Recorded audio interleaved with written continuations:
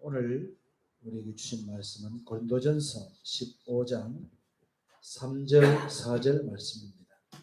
고린도전서 15장 3절 4절 말씀입니다.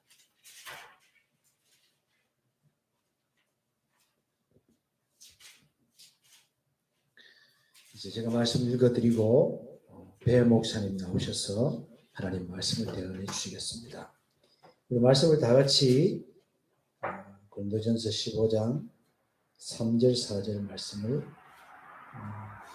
우리가 가진 성경 개정판이지만 다 같이 읽도록 하십시다. 내가 받은 것을 먼저 너희에게 전하였노니 이는 성경대로 그리스도께서 우리 죄를 위하여 죽으시고 장사 지낸 바 되시고 성경대로 사흘 만에 다시 살아나사. 아멘.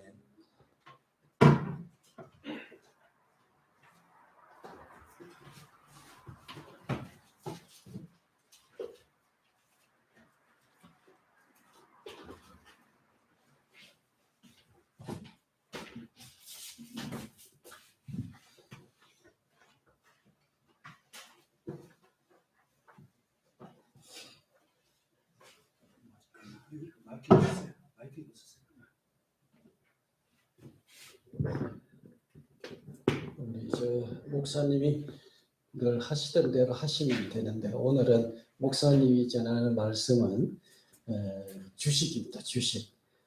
우리가 주식이고 제가 오늘 말씀 전하는 것은 이제 부활제에서 간식으로 말씀을 전하도록 하겠습니다. 지난번에 우리 목사님이 우리 교회에서 아마 사도신경을 신앙 고백으로 사용하는 어떻게 했는가 하고 한번 말씀하신 적이 있죠. 그랬더니 우리 침례교 정신이 도천하신 우리 이 집사님이 침례교회는 안 합니다 하고 단칼에 딱 커튼하셨는데 전통적으로 우리 침례교회는 예배 중에 사도신경을 하지 않는 경우 거의 대부분 안 하지. 요새 좀 많이 합디다마는 그 이유는 우리 신학의 아마 정체성 때문인데 신앙 고백은 필요한 겁니다. 신앙 고백은 필요하지만은 침례교회에서는 그 신조는 우리가 반대를 하지요. 이게 침례교회 신학의 아마 전통적인 그 입장입니다. 그래서 그렇다면은 신앙 고백과 신조의 차이는 뭘까? 고백하고 신조하고 이렇게 차이를 보면은 침례교 목회자 허셀 헙스라는 분이 이렇게 이야기했어요. 신앙 고백은 우리가 무엇을 믿는다는 것을 진술하는 거다. 무엇을 우리가 믿느냐? 이렇게 믿는다는 것을 진술하는 것이 신앙 고백이라면은 신조는 당신이 우리 교회의 일부가 되려면 이것을 믿어야 한다 하고 말하는 것이 신조다. 이런 식으로 설명을 했어요. 그게 그거고 똑같은 내용 아닙니까? 이렇게 생각이 쉬운데 그 신조의 특징은 일종의 그 형식성 또 그 다음에 어떤 그 강제성 혹은 획일성 이런 것을 보통 들죠. 그래서 우리 한국 교회에서 사도신경 하지 않으면은 뭐라 그래요? 사도신경 하지 않으면 이단이다. 이렇게 이야기하는 경향들이 있어요. 이건 바로 신조라는 겁니다. 신조. 일종의 교리라고도 할 수 있겠는데 안 목사님 말씀은 신조로 하자는 것이 아니라 우리가 신앙을 사도신경을 통해서 고백하면 어떻겠느냐 그렇게 이야기하신 거라고 저는 이해를 합니다. 이 시간에 제가 사도신경을 논하는 것은 아니고 우리 사도신경에서 고백하는 예수님에 대한 내용을 잠깐 우리가 살펴보기 위해서 제가 서로 이 말씀을 드리는데 이 사도신경이라는 것은 교회가 믿는 기본적인 교의를 이제 신앙으로 고백하는 내용이라고 할 수 있죠. 우리 한번 사도신경 오늘 한번 외워볼까요? 같이 한번 모르신 분은 찬송가 뒤에 있죠? 보면서 한번 이야기 좋겠습니다. 우리 같이 한번 외워봅시다. 시작. 전능하사 천지를 만드신 하나님 아버지를 내가 믿사오며 그 외아들 우리 주 예수 그리스도를 믿사오니 이는 성령으로 잉태하사 동정녀 마리에게 나시고 본디오 빌라도에게 고난을 받으사 십자가에 못 박혀 죽으시고 장사한 지 사흘 만에 죽은 자 가운데서 다시 살아나시며 하늘에 오르사 전능하신 하나님 우편에 앉아 계시다가 저리로서 산 자와 죽은 자를 심판하러 오시리라. 성령을 믿사오며 거룩한 공회와 성도가 서로 교통하는 것과 죄를 사해 주시는 것과 몸이 다시 사는 것과 영원히 사는 것을 믿사옵나이다. 아멘. 여기 믿는다는 말이 몇 번 나옵니까? 믿는다는 말이 네 번 나오죠. 앞에 세 가지는 삼위일체 하나님 우리가 믿는다 이 말입니다. 우리가 삼위일체를 어떻게 믿어야 되느냐? 천지를 창조하신 하나님 아버지, 그러니까 성부는 창조주 하나님 우리가 믿는다는 것을 고백하는 거죠. 하나님이 천지를 창조하셨죠. 아멘. 그 다음에 이제 외아들 예수, 하나님의 성자 예수님을 믿는다는 겁니다. 두 번째 그 위가 예수님이시죠. 그리고 그 다음에 삼위의 마지막 삼위이신 성령을 믿사오며 이제 이렇게 되어 있습니다. 그죠? 그리고 한 가지 마지막 믿는 것은 뭘 믿는다 그랬어요? 삼위 하나님이 이 땅에 만드신 창조하신 거룩한 교회 안에 신앙들을 우리가 표현하는 거죠. 믿사옵나이다 이렇게 이야기하죠. 아마 그게 교회 표현은 조금 원문에 문제가 있긴 해요. 거룩한 공회와 성도와 교통하는 이거 천주교에서 사도신경을 보면 이렇게 돼 있어요. 거룩하고 보편된 교회와 모든 성인의 통공을 믿으며 이렇게 되어 있더라고요. 아마 이게 천주교에서 말하는 교회는 자기들 교회 가톨릭이죠. 가톨릭 거룩한 보편된 보편교회 이게 천주교를 말합니다. 이것만 자기들 유일한 교회를 인정한다는 거죠. 그리고 그 다음에 모든 성인의 통공 이게 일종의 연옥하고도 관계가 있더라고요. 이런 면에서 조금 문제가 이게 우리 개신교에서 하는 사도신경을 조금 변경해가지고 우리가 거룩한 공회와 성도가 서로 교통하는 것과 이렇게 이제 있는데. 그래서 이런 문제를 이야기하기보다는 이제 오늘 우리 주 예수님에 대한 그 고백이 나오죠. 하나님의 아들, 외아들 예수 그리스도에 대해서 전통적으로 교회가 예수 그리스도에 대해서 믿는 5가지 기본적인 사실들이 있죠. 그게 뭐라고 그랬어요? 여기 사도신경에 잘 나와 있습니다. 그죠? 첫째 뭘 믿어야 돼요? 동정녀 탄생.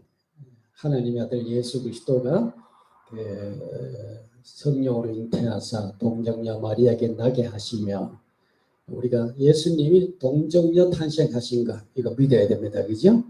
두 번째 뭘 믿어야 돼요? 본디오 빌라도에게 고난을 받으사 십자가에 못 박혀 죽으시고 요거는 이제 예수님의 고난과 십자가의 죽음 고난이죠. 십자가의 죽음을 우리가 믿어야 됩니다. 예수님 우리 죄를 위해서 십자가에 죽으셨다. 그 다음에 세 번째 뭘 믿는다고요?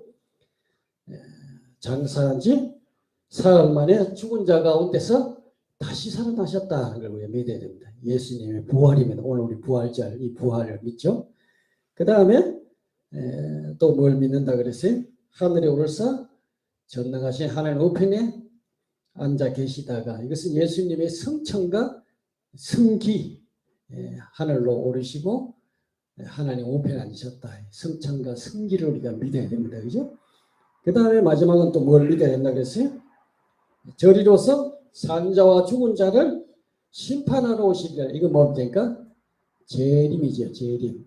예수님에 대해서 우리는 전통적으로 우리가 믿어야 될 5가지 내용이 동정녀 탄생, 그 다음에 십자가의 죽음, 그 다음에 부활, 성천과 성기, 그 다음에 재림.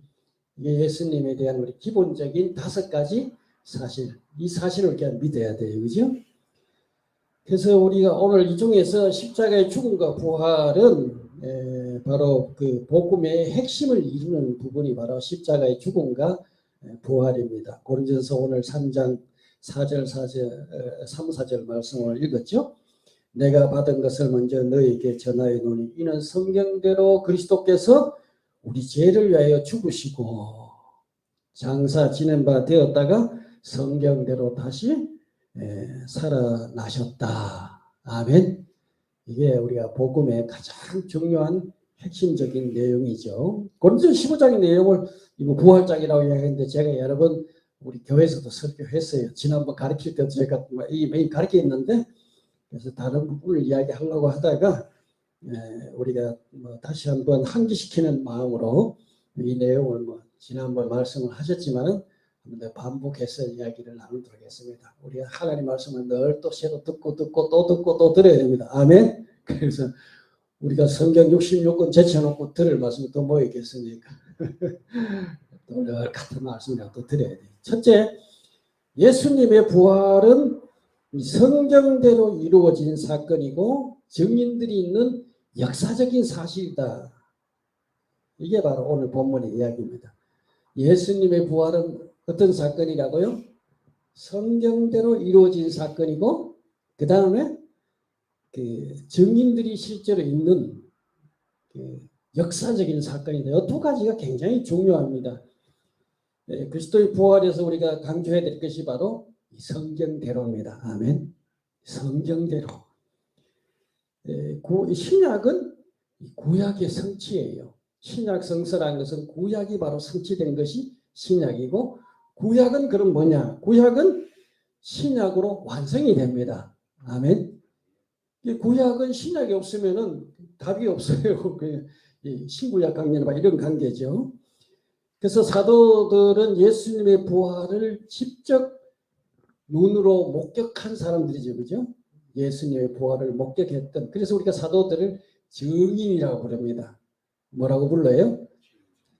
사견가 그들이 아니에요. 자기들이 예수님의 부활을 지어낸 것이 아니고 직접 눈으로 보고 경험한 사실을 증거해주는 증인들입니다. 아멘. 우리는 이 증인들의 증언을 듣고 우리는 믿는 거예요. 아멘. 그런데 그 사도들이 이제 설교 부활을 이야기할 때 그 논증의 1차적인 그 논점이 뭐냐 하면은 우리가 봤다 하는 게 1차적인 논점이 아니에요. 그들은 성경대로 이루어졌다. 이게 바로 1차적인 논점입니다. 예수님의 부활을 할 때 사도들보다도 예수님의 부활을 생생하게 경험한 사람들이 없잖아. 그죠? 직접 그들은 눈으로 보고 경험하고 손으로 만져보기도 했는데 이 사실을 우리가 보았다. 여기에 방점을 두고 이야기하기보다는 성경대로 이루어졌다. 아멘. 그래서 우리가 사도행전에 보면은 2장 14절 36절에 보면은 사도들이 전하는 설교 최초의 설교가 아마 거기에 이제 소개되어 있는데 그게 베드로 설교죠. 그죠? 베드로가 오순절 성령 사건이 있고 사람들 앞에 나가서 설교하시는데 거기서 이제 증거하는 내용이 보면은 성령 강림을 이야기하면서 요엘서 2장의 내용으로 성령 강림을 설명합니다. 그리고 예수님의 그 십자가 죽음과 부활을 설명하면서는 오늘 목사님이 우리 교동하신 내용 시편 16편의 내용을 가지고 이야기하셨죠. 그죠? 그러니까 이 사도들이 그 복음을 증거할 때 가장 우선적으로 초점을 둔 게 바로 이 구약에 나타난 성경을 가지고 이야기하는 겁니다. 그래서 우리가 이 한국에 보면은 자칭 예수라는 사람들이 참 많아요. 아마 세계에서 아마 한국에서 지가 예수라고 주장하는 사람이 아마 제일 많지 않을까 싶은데 전부 그거는 따질 것도 없고 신고 궁금할 것도 없고 그거는 덮어놓고 그거는 이다입니다. 왜냐하면 한국에서는 예수가 나올 수가 없어요. 있으니까 구약 성경이 뒷받침돼야 돼요. 그러니까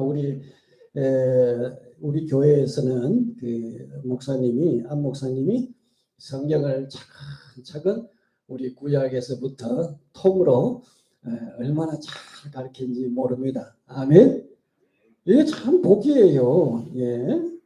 이게 우리의 큰 축복입니다. 목사님이 성경을 알아듣기 쉽게 차근차근 목사님은 다른 이야기하는 거 아니고 성경 그 자체를 우리에게 잘 풀어주시죠. 그죠? 할렐루야. 그러니까 이게 우리 교회의 하나의 큰 자산입니다. 우리가 성경을 구약을 알아야 또 신약도 아는 거예요, 그죠? 그래서 성경을 잘 배워야 우리가 바른 신앙을 가집니다. 바로 예수님은 구약 성경에 기록되어 있는 대로 오셨다. 구약 성경에 기록된 대로 예수님은 십자가에 죽으셨다. 구약 성경에 기록된 대로 예수님은 부활하셨다. 아멘. 이게 중요합니다.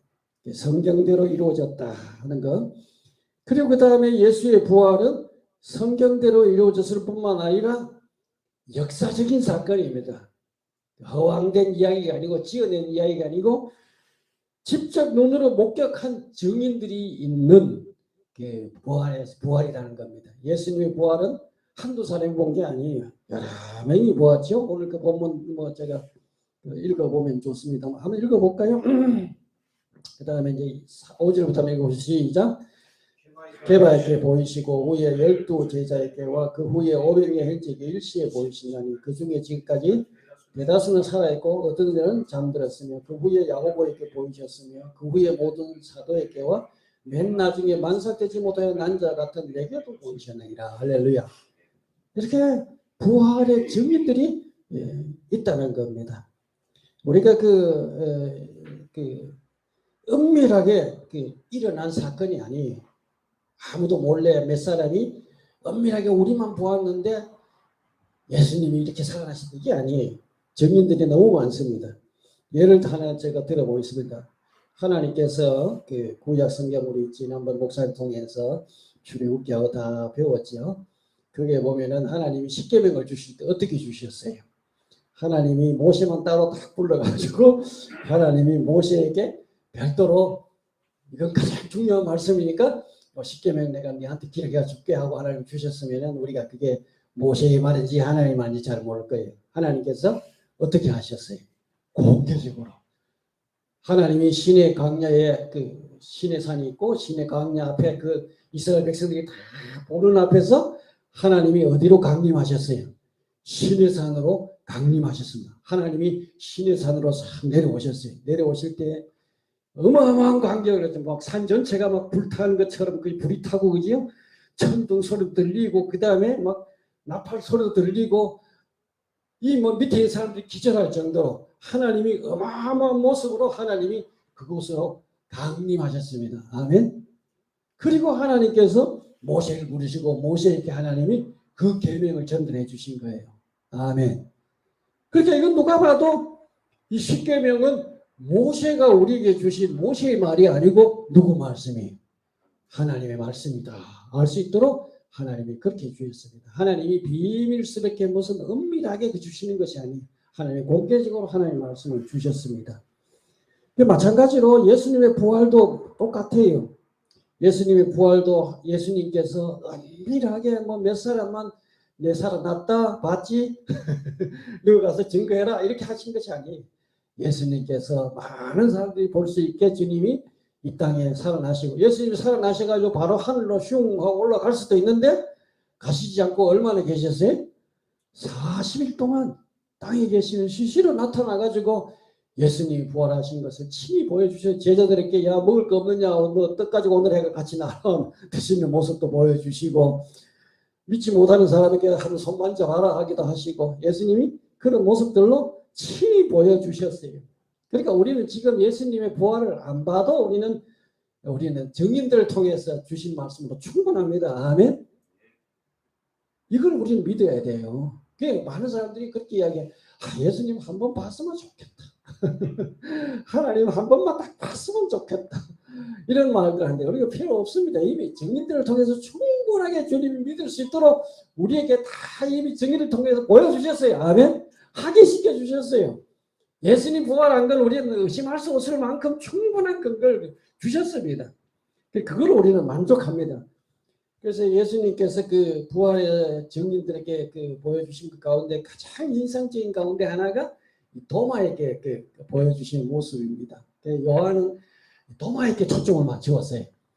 이 도마가 예수님 부활하신 첫째 주일날 예수님 부활하신 제자들에게 나타나셨는데 그날 도마가 하여튼 뭐 직장에 갔는지 우리 라지산처럼 직장에 갔는지 아니면 뭐 일하러 갔는지 그날 무슨 일인지 모르지만 그날 주일날 도마가 어떻게 했어요?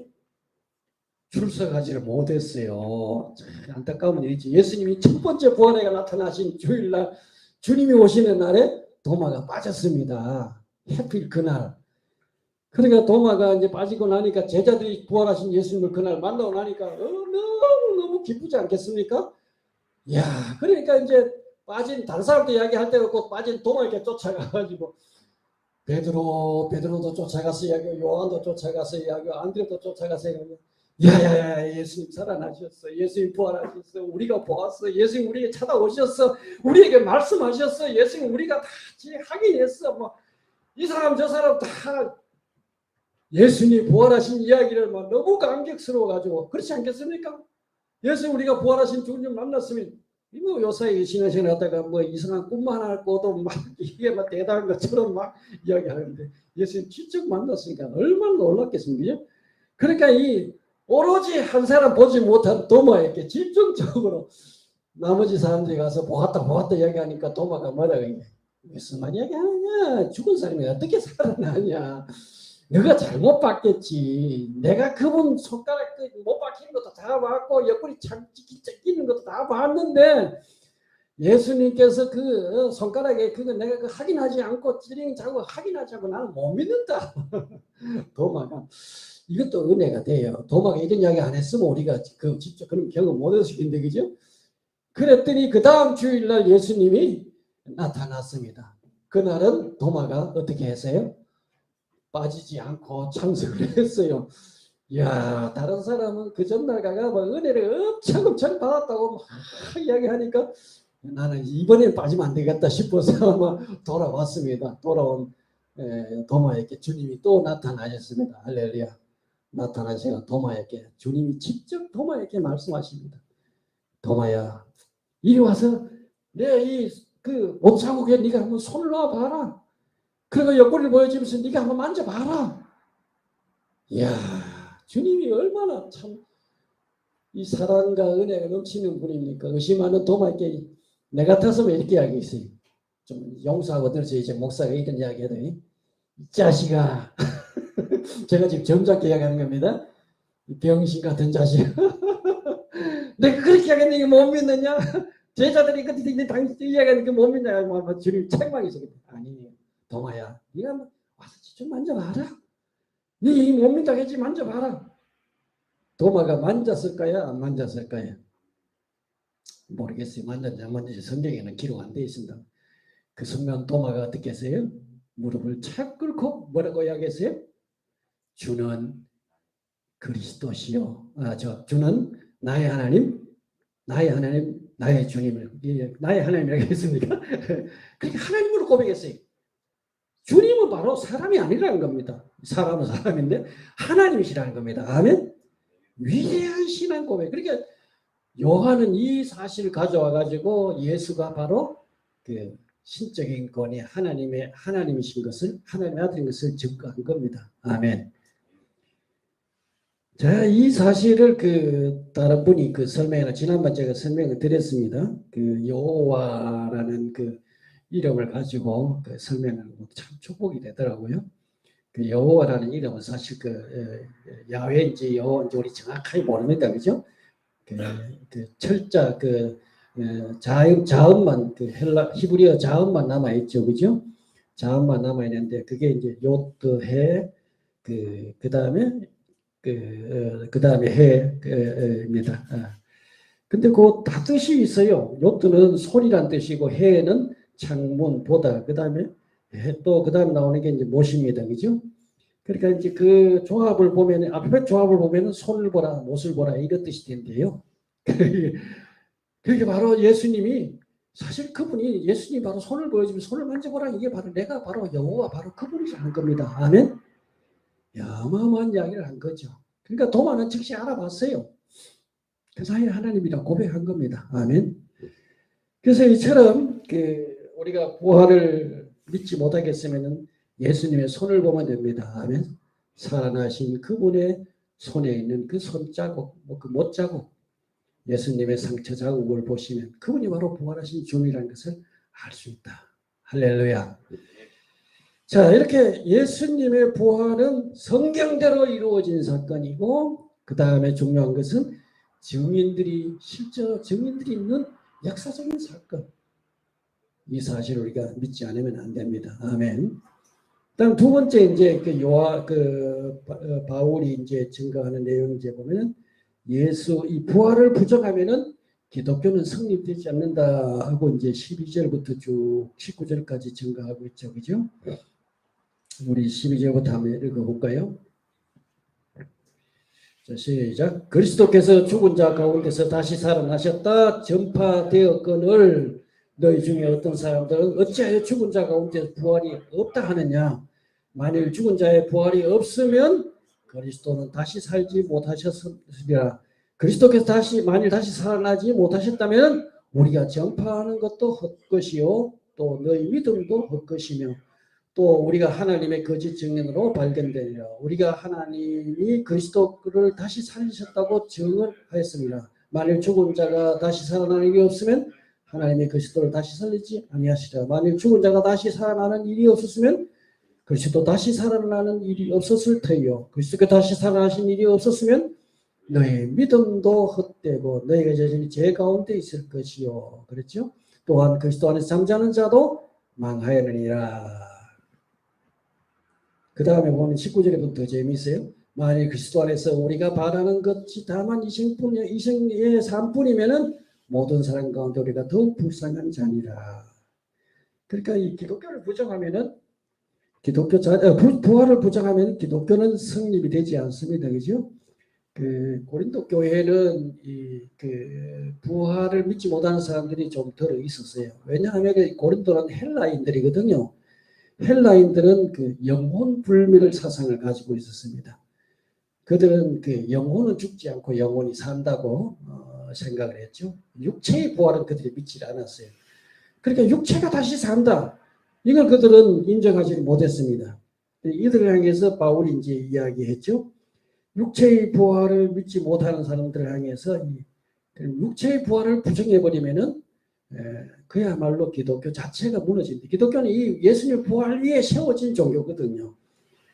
근데 실제로 이제 오늘날 그 교회에서도 많은 이제 사람들 가운데 이 육체적인 부활을 믿지 못하는 사람들이 종종 있어요. 그래서 그 가운데 이제 특별히 이제 목사님들이나 신학자들 가운데 이걸 못 믿는 사람들이 종종 있습니다. 그러니까 이제 예수님의 부활을 이걸 이제 육체적인 부활을 못 믿으니까 뭐로 표현합니까? 정신적인 부활. 그 다음에 또 뭐 생활의 부활. 오늘 우리가 예수님 부활절이니까 우리가 육체적으로 우리가 뭐 이게 아니고 정신적으로 우리가 또 생활에서 우리가 부활합시다. 뭐 이런 식으로 얘기한다면 이다입니다. 그거는 바로 기독교의 신앙은 바로 육체의 부활을 우리가 믿는 부활 종교죠. 이 기독교와 일반 종교의 차이점이 바로 이거예요. 예수님의 부활이 있느냐 없느냐의 차이인데 제가 전에 간증서를 하나 읽었는데 우리 해경스님이라고 있어요. 해경스님.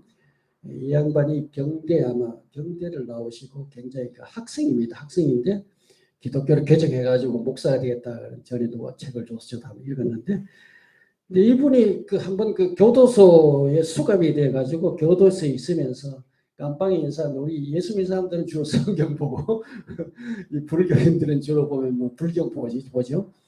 그래서 늘 이제 그 도서관에 있는 불경을 빌려다가 이제 안에서 할 일이 없으니까 늘 불경을 이제 읽는데 한 번은 이제 아르바이트 하는 이제 대학생이 이제 왔다 갔다 하면 신부를 해주는데 불경을 갖다 돌려고 했더니 이 대학생이 성경책을 갖다 주더래요.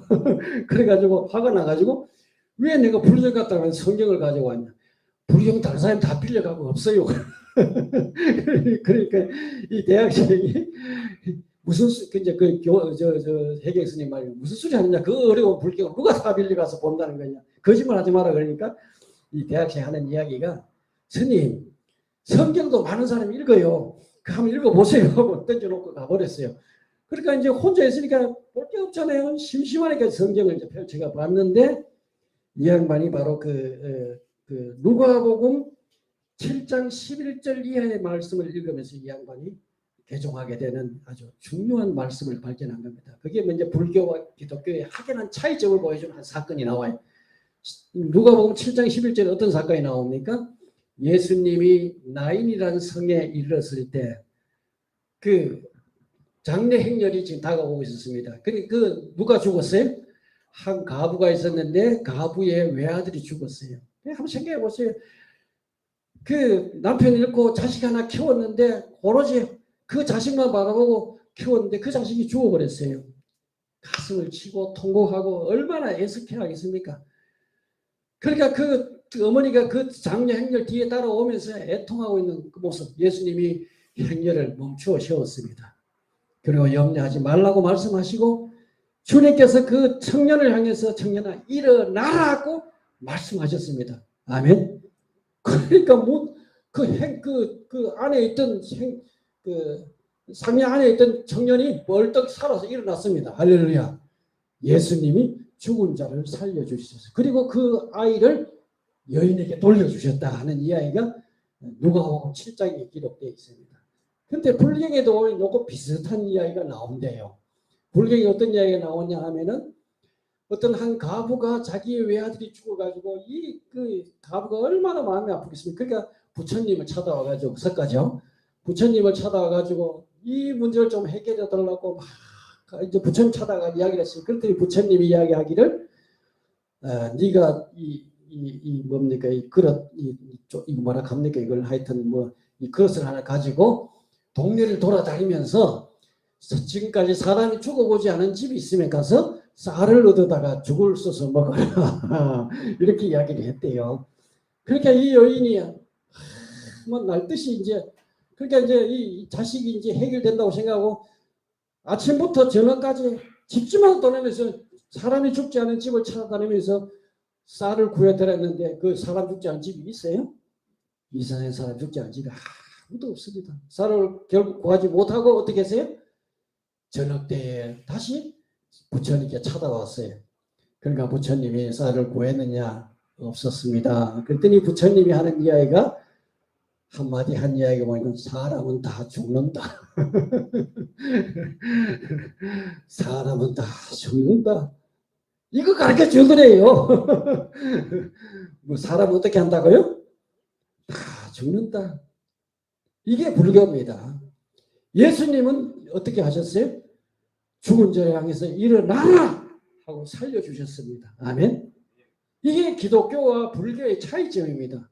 불교는 죽음의 문제를 해결할 수 없어요. 그냥 사람이 죽는다. 순응하고 받아들여라. 이게 불교가 가르치는 진리지만은 기독교는 그게 아니에요. 죽음은 극복될 수 있다. 산다. 생명 종교를 가르쳐 주신 겁니다. 이 죽음이라는 것이 원래 사람에게 있어서는 안 되는 거예요. 인간이 죄를 범함으로 죄의 결과로 온 게 죽음입니다. 아멘. 죄의 싹은 뭐예요? 죽음이다. 사람이 왜 죽느냐? 사람이 죄를 범해서 죽는 거예요. 아멘. 그냥 모든 사람이 다 죽죠. 다 죽는다는 이야기는 모든 사람이 다 뭐라는 이야기입니까? 죄인이라는 이야기입니다. 죄로 말미암아 죽음이 왔어요. 죽음은 오지 않아도 될 것이 죄 때문에 사람이 죄를 범함으로 죽음이 인간에게 찾아온 겁니다. 예수님이 이 죽음의 문제를 해결하기 위해서 하나님이신 그분이 동정녀 마리아의 몸을 빌려서 동정녀 탄생하셔가지고 이 땅에 오셔가지고 33년 사시다가 바로 우리를 대신해서 예수님이 십자가에 죽으시고 죽은 다음에 그 죽음을 극복하시고 부활하신 것. 예수님 부활은 바로 죽음을 이기신 겁니다. 아멘. 죽음을 극복하신 겁니다. 죽음의 문제를 해결해 주셨습니다. 죄와 죽음의 문제를 100% 완전하게 해결하셨어요. 할렐루야. 이게 부활입니다. 그러니까 예수님의 부활은 바로 죽음을 이 인류의 가장 큰 숙제인 죽음의 문제를 해결하신 죽음의 문제를 해결해 주신 분은 이 세상에 아무도 없습니다. 오직 그리스도 한 분밖에 없습니다. 아멘. 부처님한테 가서 아무리 빌어도 부처님 말 한마디 없잖아요. 왜? 답이 없으니까. 그 뒤집어 보세요. 안에 텅 비었어요. 얼마나 안 된 데 가서 비니까 속이 타가지고 아무것도 없어요. 그러니까 불교에서는 죽음의 문제를 해결할 수 없습니다. 우리 오늘 어르신이 오셨는데 연세가 90이라고 하시는데 젊었을 때 참 이뻤을 것 같은데 이제 늙어가 쪼글쪼글하고 이제 이 땅에 이제 살 날보다 돌아가실 날이 가깝죠. 근데 이거요, 우리 하나님이 예수 믿으면 해결해 줘요. 할렐루야. 죽어도 삽니다. 이제 봅시다. 자, 이게 이제 그 다음에 이제 우리가 그렇다면 부활, 예수 그리스도의 부활은 오늘 우리하고 무슨 의미가 있느냐? 우리에게 무슨 어떤 의미를 주느냐? 그게 20절에서 28절에 나옵니다. 한번 읽어보겠습니다. 시작. 20절부터 있습니다. 시작. 그러나 이제 그리스도께서 죽은 자 가운데서 다시 살아나서 잠자는 자들의 첫 열매가 되셨도다. 사망이 한 사람으로 말미암았으니 죽은 자의 부활도 한 사람으로 말미암으리라. 아담 안에서 모든 사람이 죽은 것 같이 그리스도 안에서 모든 사람이 삶을 얻으리라. 그러나 각각 자기 차례를 되리니 완전한 첫 열매인 그리스도요, 다음에는 그가 강림하실 때 그리스도에게 속한 자요, 그 후에는 마지막이니 그는 모든 통치자와 모든 권세와 능력을 멸하시고 나라를 아버지 하나님께 바칠 때라. 그가 모든 원수를 그 발 아래에서 둘 때까지 반드시 왕노를 하시리라. 맨 나중에 멸망받을 원수는 사망이니라. 아멘. 자, 예수님이 어떻다고요? 부활의 첫 열매가 되셨다. 아멘. 예수님이 부활의 첫 번째 열매가 되셨다. 여러분, 제가 나무 한 그루를 심었어요. 나무 한 그루, 사과나무 한 그루를 심어. 우리 오늘 할머니 한번 대답해 보세요. 제가 나무 한 그루, 사과나무 한 그루를 다 심었어요. 한 3년 됐더니 그 사과나무에 사과가 딱 한 개 맺혔어요. 열매가 딱 한 개 맺혔습니다. 내년에 사과가 맺을까요? 안 맺을까요? 할머니 한번 대답해 보세요. 우리 할머니 보면 눈 사과를 내려감으시고 맺습니다. 첫 열매가 맺었다는 이야기는 다음 해에 또 열매가 맺고 또 맺는다는 이야기입니다. 아멘. 예수님이 부활의 첫 열매가 되셨어요. 예수님이 부활이라는 것이 첫 번째 열매가 되셔가지고 예수님이 부활하셨어요. 그 다음에는 예수님께 붙어있는 모든 사람이 또 부활하고 부활한다는 이야기입니다. 아멘. 예수님이 부활하신 것처럼 우리도 부활할 걸 믿으시기를 바랍니다. 아멘. 진짜 한번 생각해 보세요. 예수님이 부활하셨다. 우리 사도신경에 뭐라 그러지? 몸이 다시 사는 것과 영원히 사는 것을 믿사옵나이다. 아멘. 우리 뭘 믿어야 된다고요? 몸이 다시 사는 것과 육체적인 부활을 믿어야 돼요. 영혼만 사는 게 아니에요. 우리 몸이 다시 산다는 거예요. 죽어도 다시 산다니까요. 할렐루야. 예수님이 그렇게 하신 것처럼 예수님이 십자가에 죽으셨다가 예수님 실제로 죽었어요. 가짜로 죽은 게 아니라 실제로 죽었다가 예수님 무덤에 장사 지냈어요. 장사 지냈다가 예수님 3일 만에 다시 살아나셨어요. 우리도 그렇게 산다 이 말입니다. 아멘. 우리가 죽지만은 다시 삽니다. 예수님께서 그 나사렛 무덤 앞에서 말씀하셨죠. 요한복음 11장 25절에 말씀하셨습니다. 예수께서 이르시되 나는 부활이요 생명이 나를 믿는 자는 죽어도 살겠고 무릇 살아서 나를 믿는 자는 영원히 죽지 아니하리라. 이것을 네가 믿느냐? 믿으면 아멘. 예수님께서 말씀하시길 나는 부활이요 생명이. 예수님 뭐라 그랬어요? 예수님은 뭐라고요? 나는 부활이요 생명이다. 예수님은 부활이고 영생이에요. 부활도 되시고 생명도 돼요. 예수님 부활이시고 생명이다. 그리고 주님 뭐라고 하시죠? 나를 믿는 자는, 조건이 예수님 믿는 자예요.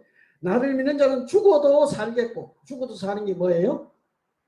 이게 부활이에요. 아멘. 예수 믿는 사람은 죽어도 삽니다. 이게 부활이에요. 우리는 부활하면 예수님 부활한 것처럼 부활하고, 그리고 무릇 살아서 나를 믿는 자는 영원히 죽지 아니하리라. 이게 뭡니까? 영생입니다. 아멘. 이게 생명입니다. 예수님이 나는 부활이요 생명이다. 죽어도 사는 것, 이게 부활이고 영원히 사는 것, 이게 영생, 이게 생명이에요. 아멘. 우리는 부활도 하고 영원히 삽니다. 아멘.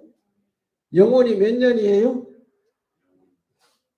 우리 어르신 오래 사셨던 90, 100년 사는 게 오래 사는 겁니까? 아니에요. 영원은 100년이 아니에요. 천년보다 많을까요? 아니, 만년. 그게 얼마가 될지 몰라요. 끝이 없어요. 아멘. 영원히 삽니다. 예수님이 첫 열매가, 부활의 첫 열매가 되시면 우리는 죽어도 살고, 그러니까 예수 믿는 사람은 죽음이 두려워요, 안 두려워요? 두려워할 필요 없어요. 죽어도 삽니다. 아멘. 우리 할머니 죽어도 사는 거 믿습니까? 죽어도 살아요. 할렐루야. 예수 믿으면은 죽어도 산다. 예수님이 부활이고 생명이니까. 아멘. 예수님이 부활이고 생명이라니까요. 예수님이 살아나셨으니까 나도 예수님처럼 죽어도 삽니다. 할렐루야. 그러니까 우리는 너무 늙는 것에 대해서 서러워할 것도 없고 죽는 것에 대해서 슬퍼할 필요도 없어요. 죽어도 살고 그리고 우리는 영원히 삽니다. 아멘. 이 사실을 믿으시기를 바랍니다. 한번 따라해 봅시다. 오늘 따라해야 돼. 예수 부활 나의 부활. 한번 따라해 봅시다. 예수 부활 나의 부활. 예수 부활. 한번 소리 내보세요. 예수 부활 나의 부활. 예수 부활 나의 부활. 예수 생명 내 생명. 예수 생명 내 생명. 한번 따라해 보세요. 예수 부활 나의 부활. 예수 부활 나의 부활. 예수 생명 내 생명. 예수 생명 내 생명. 그 예수님이 부활하신 것처럼 나도 부활해요. 아멘. 집에 가서 부지런히 외우세요. 예수 부활 나의 부활. 예수 생명 나의 생명. 아멘. 자, 그리고 시간이 한번 요금 조금만 합시다. 그리스도의 부활은 오늘 우리가 살아가면서 부딪히는 현실의 고난과 어려움을 극복하는 동력이 됩니다. 우리 29절 30절에 말씀하셨죠. 한번 생각해 보시죠. 부활이 없다면은 뭐 하러 우리가 교회에 나옵니까? 예수님의 부활이 없으면은 우리가 예수 믿을 이유가 없어요. 그렇잖아요. 세상 사람들처럼 이 땅에서 잘 먹고 잘 살면 그만이지 뭐 교회 나올 이유가 뭐 있습니까? 주일날 오늘 날씨도 엄청 좋네요. 이 좋은 날 교회당에 예배당에 와서 이렇게 앉아서 이렇게 목사님 설교 내가 설교자 우리 목사님 말고 내가 설교 잘못하는 사람 설교 듣고 앉아서 이렇게 하면 얼마나 지겹고 지루해요. 그러나 이 세상 사람들 이 좋은 날 차 가지고 오셔 밖에 나가서 맛있는 거 먹고 이런 뭐 그렇게 예수 믿는 우리가 부활이 없으면 예수 믿는 사람이 사실은 제일 우리가 불쌍한 사람들. 우리 12절 19절 함께 본 것처럼 우리 예수님 부활이 거짓말이면은 이 세상에서 제일 큰 사기꾼이 누구냐? 목사예요. 예수님 부활하지 않았다면 목사보다 더 큰 사기꾼이 세상에 없습니다. 목사가 전한 것만큼 거짓말쟁이가 없어요. 다 가짜니까, 그죠? 여러분, 우리가 부활이 있고 내세가 있기 때문에 오늘 우리는 하나님이 살아계시기 때문에 우리는 좀 손해봐도 억울해도 힘든 일이 있어도 고통을 당해도 우리는 소망이 됩니다. 아멘. 이길 수 있고 극복해낼 수 있고 승리할 수 있는 겁니다. 자, 그렇다면 부활은 어떤 모습이 이루어질 수 있냐? 바울이 이제 36절 49절에 이야기했죠. 고린도 교인들 질문이 죽은 자들이 어떻게 다시 살아나며 어떤 몸으로 오느냐고 물었습니다. 바울은 씨앗 비유를 들었죠. 씨앗 비유를 들으면서 우리가 씨앗을 뿌리면은 그 씨앗에서 싹이 나고 각자의 형체가 다른 모습들이 나타나는 것처럼 우리도 그렇다. 그러면서 쭉 이야기를 부활 때 우리 모습도 그 영광이 다 다르다. 뭐 이런 이야기를 하셨죠. 여러분 우리 예수 믿어도요. 다 부활 때 나타나는 영광이 다 각각 다를 겁니다. 아멘. 어떤 사람은 더 영광스러운 모습으로 또 뭐 차등이 다 있을 거예요. 여러분 부활 때 하나님의 영광스러운 모습으로 부활하시기를 주의 이름으로 축원합니다. 그러니까 우리가 그러면 성도의 부활이 언제 이루어지느냐? 50절에서 58절 우리 같이 읽어보겠습니다. 50절 58절을 50절 시작. 형제들아 내가 이것을 말하노니 혈과 육은 하나님 나라를 이어갈 수 없고 또한 썩는 것은 썩지 않는 것을 유업으로 받지 못하니라. 보라 내가 너에게 비밀을 말하노니 우리가 다 잠잘 것이 아니요 마지막 나팔 순식간에 호련히 다 변하리니 나팔 소리가 나매 죽은 자들이 썩지 않을 것으로 다시 살아나고 무도 변화되리라. 이 썩을 것이 반드시 썩지 아니할 것을 믿겠고 이 죽을 것이 죽지 아니함을 입을 것이로다. 이 썩을 것이 썩지 아니함을 입을 때 있고 이 죽을 것이 죽지 아니함을 입을 때에는 사망을 삼키고 이기리라. 기록된 말씀이 이루어지리라. 아멘. 자, 이 예수님이 언제 부활하느냐, 부활하는 시점에 대해서 우리 안 목사님과 제가 요한계시록에 관심을 가지고 좀 이렇게 좀 살펴보고 저도 나름대로 이렇게 정리를 했는데 그 51절이 오늘 이 말씀이 키입니다. 그죠? 보라 내가 너에게 비밀을 말하노니 그 비밀인데 어떤 비밀이냐? 우리가 다 잠잘 것이 아니오 마지막 나팔의 순식간에 호련히 다 변화되리니 언제 우리가 변화된다고요? 마지막 나팔이 울릴 때. 마지막 나팔이 언제 울립니까? 성경의 요한계시록에 보면 이제 본론에 해당되는 부분에 보면은 예수님이 7인을 떼는 장면이 나오죠. 7인을 떼고 그 다음에 이제 또 7 나팔을 부는 장면이 나오죠. 그 다음에 7 대접을 쏟는 장면이 나옵니다. 그죠? 7인과 7 나팔은 이 성도들이 다 경험하게 되는 환난을 이야기합니다. 이 땅에서 우리가 다 경험하게 될 환난들을 이야기하는 거고 그 대접 심판은 그 심판입니다. 진노 하나님의 재앙입니다. 재앙. 하나님의 진노 불신자들에 대한 하나님의 무서운 재앙입니다. 그래서 그 마지막 나팔이 바로 7 나팔을 부는데 첫째 나팔 불고 둘째 나팔 주고 마지막에 7째 나팔을 부을 때 이때 바로 성도들이 부활하고 우리가 주님을 만나게 되고 휴거합니다. 아멘. 지금 그렇게 이야기하고 있죠. 그래서 이 마지막 나팔을 부을 때 성도들이 휴거하고 주님을 호련히 변화되어서 공중에서 주님을 맞이하게 될 겁니다. 아멘. 근데 제가 이 계시록을 쭉 보면서 야 정말로 진짜 우리가 마지막 때 가까이 왔구나 하는 걸 제가 참 절실하게 느꼈어요. 우리가 이 코로나라는 이야기를 우리가 이제 이 경험 이런 경험 해봤습니까? 이 재난, 이 세계적인 재난이잖아요, 그렇죠? 근데 이 재난을 이 방역하는 걸 가만히 보니까요, 이게 성경에 나온 내용을 어떻게 그렇게 정확하게 이루어가는지 전 진짜 놀랐습니다. 이 정부가 하는 이거 사탄적인 지혜예요. 이게 아마 우리는 모르게 세상 권세 잡은 마귀가 이 세상의 어떤 권력 잡은 자들을 배후에서 역사하고 있다는 걸 절실히 느꼈어요. 그들이 바로 이 코로나 방역이라는 걸 통해 가지고 뭐 사지도 못하게 하고 뭐 이런 이 내용들 보니까 요한계시록에 나오고 거의 같더라고요. 이게 극이라는 건 아닙니다. 그런 형태로 흘러간다는 이야기입니다. 아멘. 그뿐 아니 지금 전쟁 나가 지금 우크라이나 전쟁 나가 이 미친 그 푸틴이 나가지고 지금 뭐 핵을 만지자 하고 있는데 지금 이게 핵 터지고 하면 이게 3차 전쟁입니다. 정말 성경에 나타난 내용들 인구가 뭐 3분의 1이 죽고 하는 지구의 3분의 1이 죽고 하는 이야기도 이게 허황된 이야기가 아니에요. 이게 실제로 이루어질 일들입니다. 아멘. 그러니까 주님 오실 때가 너무 가까웠어요. 믿습니까? 그러니까 우리가 신앙생활 정말 정신 차리고 해야 될 때입니다. 아멘. 그래서 이 말씀을 쭉 하시면서 이제 바울이 마지막 결론을 맺는데 우리가 결론을 다 한번 보고 마무리하도록 합시다. 58절 한번 읽어봅시다. 시작. 그러므로 내 사랑하는 형제들아 견실하며 흔들리지 말고 항상 주의 일에 더욱 힘쓰는 자들이 되라. 이는 너희 수고가 주 안에서 헛되지 않은 줄 압니다. 아멘. 이게 결론입니다. 바울이 부활의 이야기를 쭉 논증하고 나서 끝에 가가지고 그러므로 이게 결론이잖아요. 그러므로 이렇기 때문에 우리가 어떻게 해야 된다고요? 내 사랑하는 형제들아, 내 사랑하는 우리 성도들아 어떻게 해야 된다고요?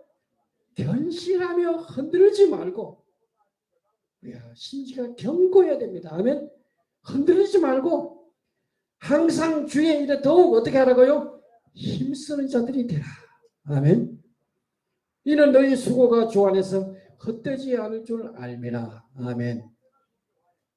우리가 주님을 위해서 수고할 것이 헛되지 않습니다. 여러분도 오늘 이 예수님의 우리가 부활절을 맞이해서 주님의 부활을 한 번 더 묵상하면서 예수님이 부활하신 것처럼 우리도 부활한다는 이 소망을 가지고 오늘 이 요한의 이거 바울의 이 결론대로 여러분도 견실하고 흔들리지 말고 항상 주의 더욱 힘쓰는 저와 여러분 되시기를 주의 이름으로 축원합니다.